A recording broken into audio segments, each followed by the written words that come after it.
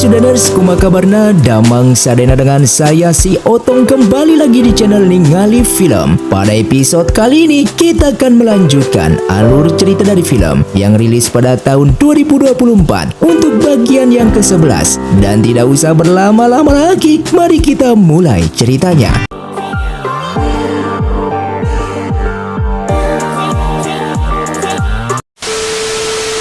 Film pun dilanjutkan dengan diperlihatkannya Baiju yang masih dikendalikan oleh Lilun, dan saat ini ia berada di dalam penjara bawah tanah milik pasukan Chongwu dan membenarkan apa yang telah dikatakan oleh Zhao Yuan sebelumnya, bahwasanya Wen Zhongyu merupakan dalang di balik pembunuhan para siluman untuk menjadikan manusia siluman sebagai pasukan Chongwu demi menguasai dunia. Lalu tak lama kemudian Wen Zhongyu pun datang dan mengatakan kalau Lilun tidak akan pernah bisa membunuh dirinya, dikarenakan jika ia mati, maka Lilun pun akan mati. Karena saat ini Lilun terkena racun dan penawarnya berada di tangannya. Maka dari itu ia memintanya untuk mematuhi dirinya. Namun Lilun menolaknya karena ia merupakan siluman terkuat yang tidak akan pernah dikendalikan oleh siapapun. Lilun yang marah langsung dikurung dengan menggunakan segel siluman. Namun Lilun mampu kabur dari sana dengan menggunakan teknik silumannya.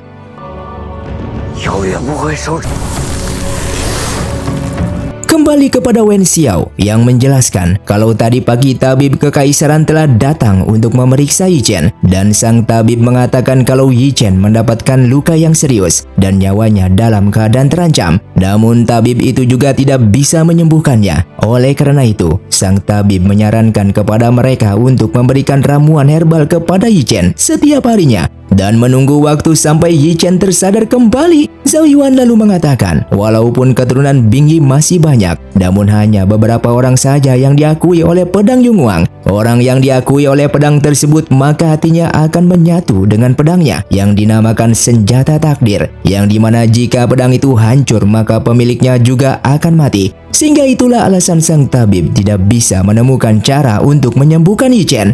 Di sini Zhao Yuan merasa bersalah kepada Yi Chen karena akibat aura jahat miliknya yang tidak bisa dikendalikan membuat pedang tersebut menjadi retak. Oleh karena itu, Lilun mampu menghancurkannya. Jika bukan karena kekuatan aura jahatnya, kekuatan Lilun saja tidak akan mampu menghancurkan pedang Yunguang, karena pedang Yunguang merupakan salah satu pedang legenda terkuat di dunia ini. Hanya demi menyelamatkan dirinya agar bisa tersadar kembali, Yi Chen pun harus mendapatkan luka seperti ini.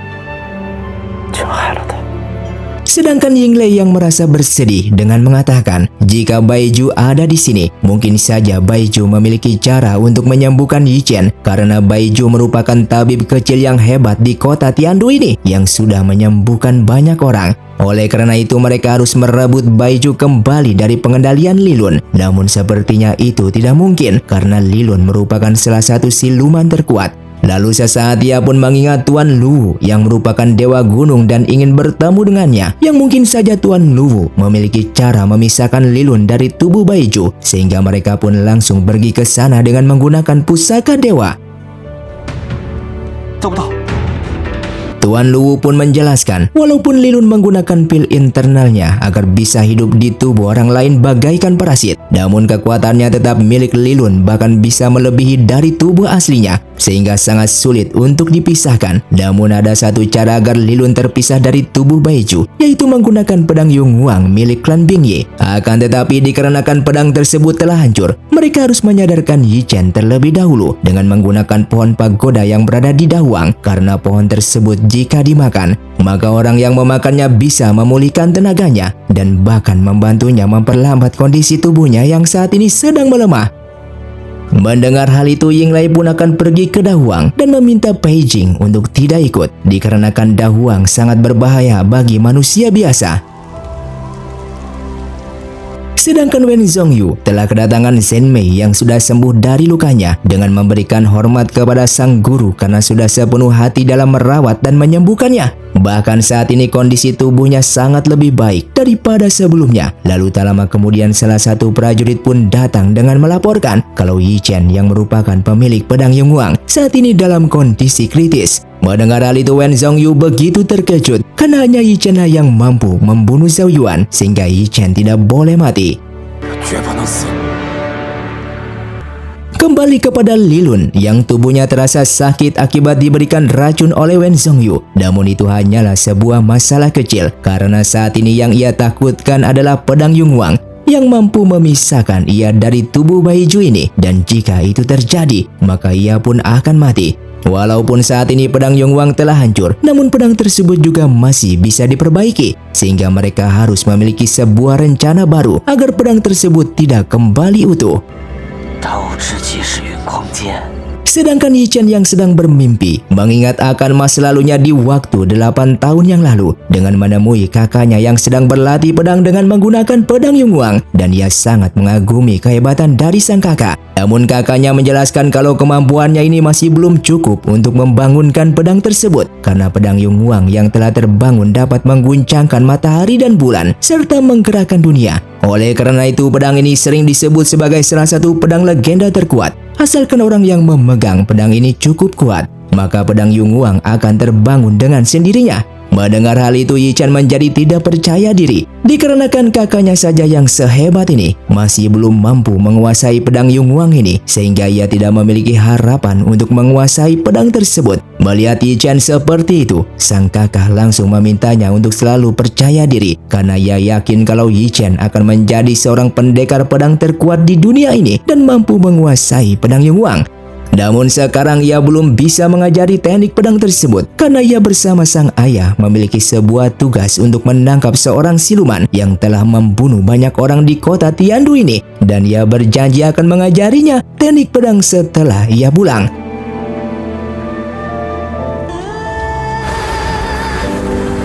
Yi Chen yang sedang menunggu kepulangan dari sang kakak, lalu datang salah satu prajurit yang langsung memberikan pedang Yunhuang ini kepadanya dan mengatakan kalau kakak dan ayahnya telah dibunuh oleh siluman tersebut, yang membuat Yi Chen begitu bersedih mendengarnya.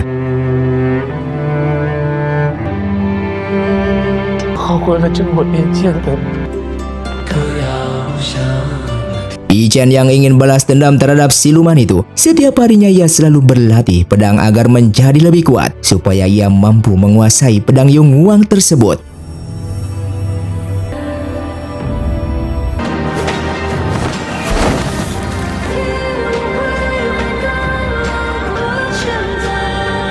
Ia yang terbangun dari pingsannya dan menanyakan keberadaan pedang itu. Namun di saat ia melihat pedangnya telah hancur, tiba-tiba ia pun pingsan kembali.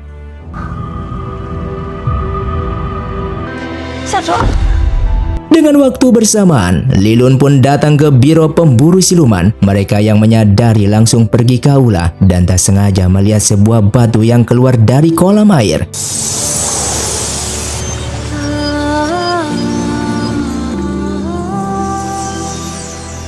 Yang ternyata itu merupakan batu 5 warna, harta karun tersembunyi yang diwariskan oleh klan Bingyi dari generasi ke generasi. Dan batu 5 warna ini kenapa muncul di kolam biro pemburu siluman? Karena dulu biro pemburu siluman ini merupakan kediaman klan Bingyi. Kegunaan batu 5 warna ini mampu memperbaiki segala sesuatu, dan bahkan di saat dulu Dewa Nua juga pernah menggunakannya untuk memperbaiki langit. Lalu alasan batu ini kenapa tiba-tiba muncul? Dikarenakan batu tersebut telah menyadari kalau pedang Yunhuang saat ini telah hancur. Mereka yang memiliki kesempatan untuk menyelamatkan Yi Chen. Tiba-tiba Lilun pun datang ingin mengambil batu 5 warna tersebut.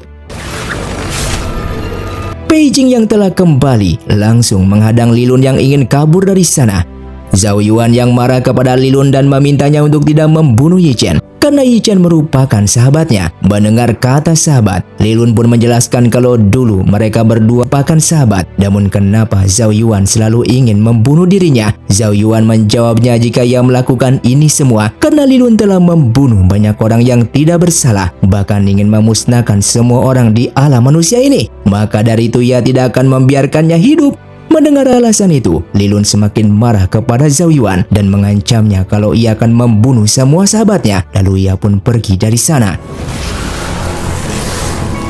Wen Xiao yang memegang batu 5 warna, tiba-tiba batu itu bercahaya dan mengeluarkan aura panas yang membuat Wen Xiao melepaskan batu tersebut hingga pecah menjadi beberapa bagian. Yang ternyata sebelumnya Lilun telah merusak batu 5 warna dengan menggunakan kekuatannya agar batu itu hancur dan darah yang berada di dalam batu tersebut keluar dan masuk ke dalam tubuh Yi Chen. Lalu di dalam mimpinya, Yi Chen bertemu dengan Bing Yi yang merupakan leluhurnya sekaligus pemilik pertama dari pedang Yunhuang. Di sana Zhao Yuan pun baru menyadari kalau Li Lun datang ke sini bukan untuk mengambil batu 5 warna, melainkan ingin mengubah Yi Chen menjadi siluman. Lalu tak lama kemudian Yinglai pun datang dengan bahagia karena berhasil membawa pohon pagoda untuk menyelamatkan Yi Chen. Namun seketika ia pun terdiam karena melihat teman-temannya yang begitu bersedih. Yinglai yang sudah memberikan pohon pagoda itu kepada Yi Chen, lalu ia menjelaskan kalau pohon pagoda mampu memulihkan tenaganya dan bahkan membantunya memperlambat kondisi tubuhnya yang saat ini sedang melemah. Namun di sini Zhao Yuan meminta mereka untuk tidak menaruh harapan besar kepada Yi Chen yang hanya akan membuat mereka semakin kecewa. Hancurnya batu 5 warna merupakan masalah yang sangat besar daripada hancurnya pedang Yunhuang karena batu 5 warna merupakan pusaka sakti milik klan Bing Yi yang diwariskan dari generasi ke generasi. Selain bisa memperbaiki pedang Yunhuang, batu tersebut juga merupakan sebuah wadah yang sangat penting. Tepatnya sebuah wadah untuk menyegel dan menyimpan sesuatu ke dalam batu tersebut. Salah satunya adalah darah siluman itu. Lalu Zhao Yuan pun menceritakan kisah kuno tentang Bing Yi yang melawan siluman naga jahat yaitu Yinglong hingga berhasil membunuhnya. Bing Yi yang menyelamatkan dunia, semua manusia langsung menganggapnya sebagai dewa. Namun yang sebenarnya kalau Bing Yi bukanlah seorang dewa, melainkan seorang siluman yang lahir dari Dahuang yang bertugas untuk membunuh siluman jahat di dunia ini atas perintah dari Dewa Nuwa. Setelah membunuh Yinglong, Bing Li memilih mundur dari tugas membunuh para siluman jahat. Bahkan ia meminta Dewa Nuwa untuk menghapus pil internalnya karena ia ingin berubah menjadi manusia biasa. Lalu sejak saat itu Bing Yi tinggal di alam manusia dan bersembunyi dari dunia. Sehingga keturunan Bing Yi tentu saja bukan seorang siluman, melainkan manusia biasa. Dan demi rasa terima kasihnya kepada Bing Yi karena telah menyelamatkan dunia, Dewa Nuwa pun memberikan batu 5 warna kepadanya. Dan setetes darah di dalam batu 5 warna tersebut merupakan darah milik Bing Yi yang masih menjadi seorang siluman. Karena meskipun Dewa Nuwa menghormati akan keputusannya untuk berubah menjadi manusia, namun sebenarnya Dewa Nuwa tidak rela jika kekuatan siluman milik Bing Yi yang kuat itu hilang begitu saja. Maka dari itu Dewa Nuwa menggunakan batu 5 warna untuk digunakan menyegel dan menyimpan setetes darah Bing Yi hingga sekarang. Walaupun darah itu membuat klan Bing Yi menjadi kuat, namun itu juga merupakan sebuah bencana bagi mereka, dikarenakan keturunan mereka akan kembali ke identitas silumannya seperti dulu kala. Mendengar hal itu, Yinglai pun langsung menepis penjelasan itu dengan mengatakan kalau Yi Chen tidak akan menjadi siluman karena tubuh Yi Chen hanyalah manusia biasa yang di dalamnya tidak memiliki pil internal seperti tubuh siluman sehingga tidak bisa menampung kekuatan siluman tersebut.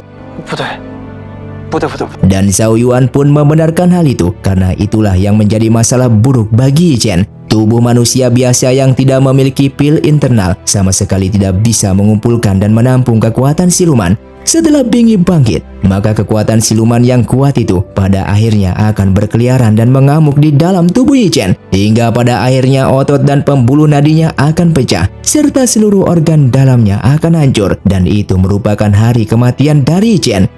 Saat ini ia tidak memiliki cara agar Yi Chen bisa selamat. Namun mereka bisa pergi ke tempat wilayah terlarang klan Bing Yi yang mungkin saja di sana mereka menemukan sebuah petunjuk untuk menyelamatkan Yi Chen. Dan tak jauh dari sana Zhen Mei sedang menguping pembicaraan mereka dari tadi.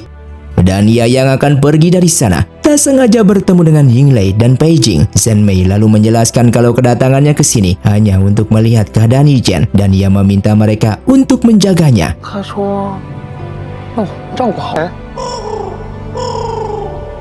Kembali kepada Wen Xiao yang bertanya tentang wilayah terlarang milik Bing Yi itu seperti tempat apa, dan Zhao Yuan pun menjelaskan kalau itu tempat makam anggota klan Bing Yi yang mungkin saja di sana terdapat sebuah informasi rahasia yang bisa menyelamatkan Yi Chen, dan tempat tersebut berada di Dahuang. Kembali kepada Yi Chen yang sedang diajari teknik berpedang oleh Bing Yi di dalam mimpinya.